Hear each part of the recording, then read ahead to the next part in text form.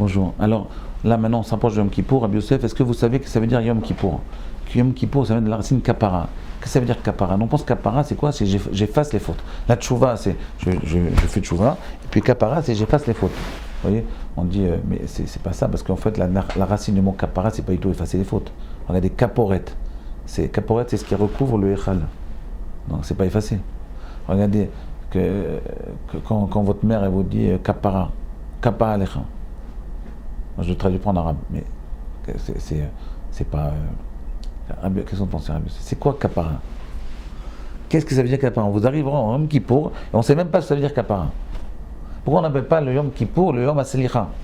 Pourquoi on l'appelle Yom Kapara? Parce que Yom Kippour, c'est pas seulement le Yom Slicha, l'essentiel du Yom Kippour, c'est kapara.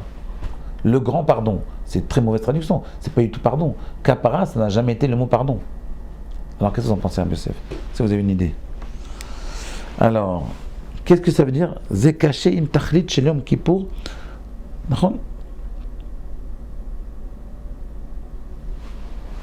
Et puis regardez, c'est quoi les kaparot? C'est qu'on essaie de faire passer les avérotes d'un homme vers un animal. Ou de kaparot, c'est quoi? On prend un poulet et on lui fait passer les fautes. C'est suspect comme truc. Vous avez remarqué que c'est suspect? C'est quoi? On fait quoi? C'est quoi? C'est de l'alchimie? Mais les gens, ils adorent. Moi, je vois des gens, ils me disent, oui, Rav, est-ce que vous pouvez me faire les kaparotes? Enlevez-moi mes fautes. Attends, moi, je vais t'enlever tes fautes. Mais où on vit, là? C'est de la science-fiction. Hein? C'est pas du tout juif. Très bien. Ah, mais c'est bon, là, je vous donne la réponse. Là, il y a la réponse. On en parle chaque année, mais je vais le redire encore. Regardez, dans Parashat Vayishlach, dans Bereshit, regardez dans la Torah où c'est écrit le mot kapara. À part pour Yom Kippour. D'accord?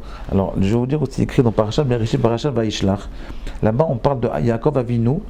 Yaakov Avinu, il va affronter son frère. Il sort de chez Lavan avec toute sa famille. Et il va passer par le territoire de Édom. Et là-bas, il va affronter son frère Esav, qui est un grand guerrier. Et Esav arrive avec ses 400 guerriers. Et Yaakov, il arrive avec sa famille et ses petits gosses. Les 12 tribus, mais encore un peu jeunes.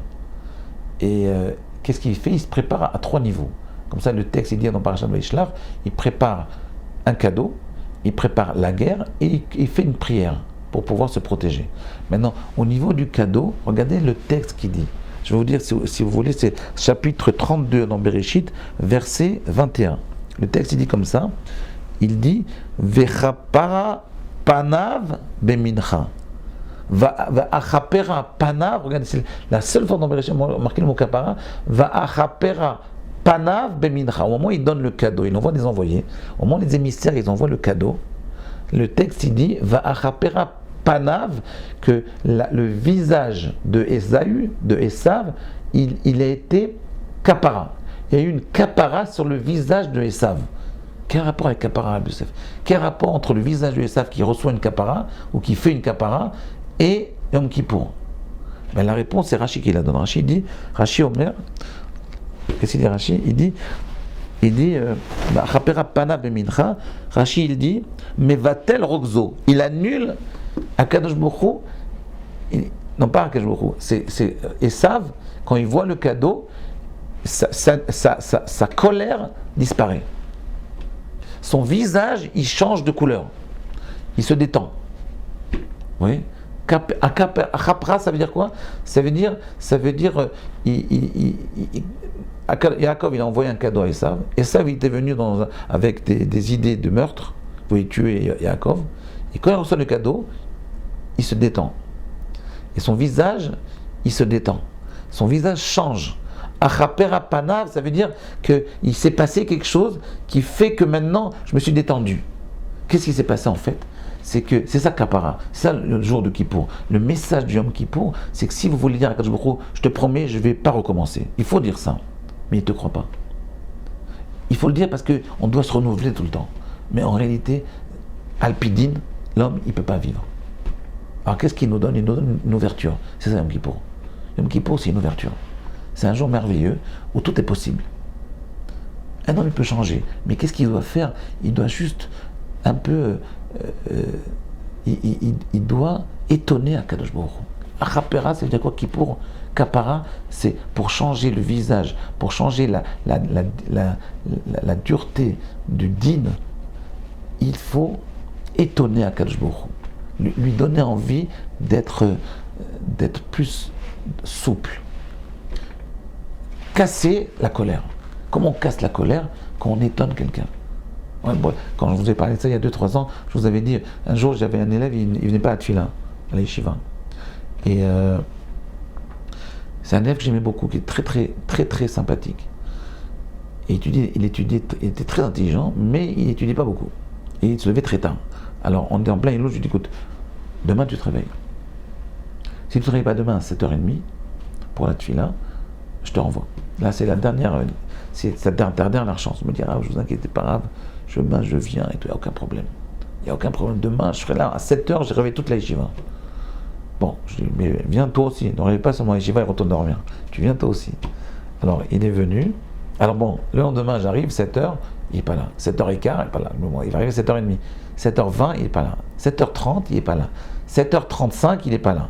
7h55, il n'est toujours pas là. 8h30, il n'est pas là. 10h, il n'est pas là. Et puis les élèves, ils étudient au Beth Midrash, il est 11h. Et je le vois arriver avec la marque de l'oreiller ici. Vous voyez, la marque de l'oreiller. Ouais. Et maintenant, pour moi, il est envoyé. Je ne parle pas. Qu'est-ce qu'il fait? Il fait une approche latérale. Oui, il s'approche comme ça, de côté.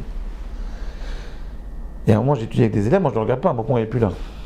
Il me dit une phrase très étonnante, fait rigoler. Je ne peux plus renvoyer. Vous voyez? Le din, il s'écroule. C'est ça qu'apparemment. Il faut faire quelque chose qui étonne Akadosh Baruch Hu. Faites une mitzvah qui étonne. Vous voyez, faites quelque chose, et ça, Rabbi Yosef, vous savez ce que c'est la mitzvah qui étonne? Faites quelque chose en cachette. C'est ça qu'il faut faire. Essayons de faire un truc qui va plaire à Akadosh Baruch Hu. Arrêtez, je ne sais pas quoi.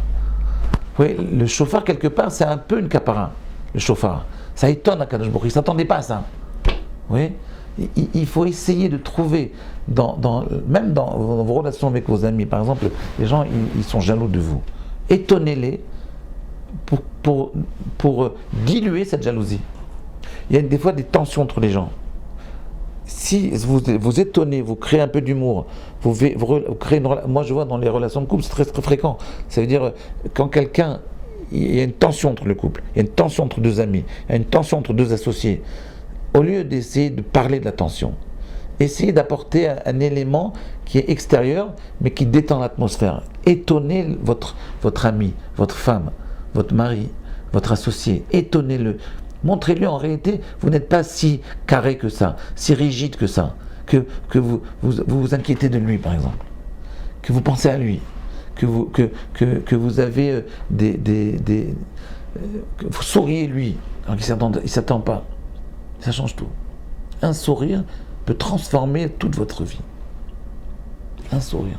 Un mot gentil à votre épouse, ça peut transformer votre vie.